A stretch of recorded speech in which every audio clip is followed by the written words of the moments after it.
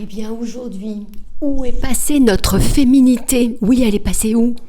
Parce que nous, mamans qui avons été mamans d'amour sous emprise, avec un père pervers narcissique, manipulateur, eh bien, c'était comme si on avait encore un autre enfant, donc on devait tout prendre en charge.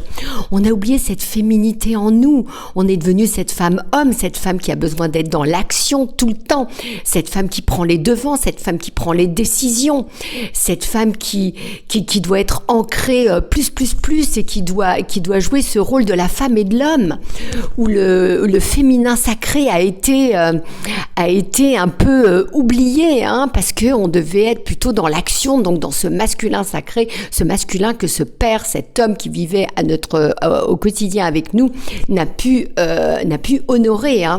Donc on a changé aussi notre look, notre façon de nous habiller, on a pris des métiers d'hommes, on a voulu l'égalité de l'homme et de la femme, en oubliant qu'il y avait quand même il y a le mot me vient, une parité, je ne sais pas si c'est ça, mais un équilibre qui a besoin de se jouer. Bien sûr, on a une part masculine en nous, bien sûr, l'homme a aussi une part féminine en nous, mais voilà, il y a peut-être les rôles n'ont pas été distribué et fait à bon escient, de façon à ce que nous puissions rayonner cette féminité. Beaucoup de femmes maintenant ont des syndromes prémenstruels, des règles douloureuses. Où est passée notre féminité? L'avons-nous acceptée?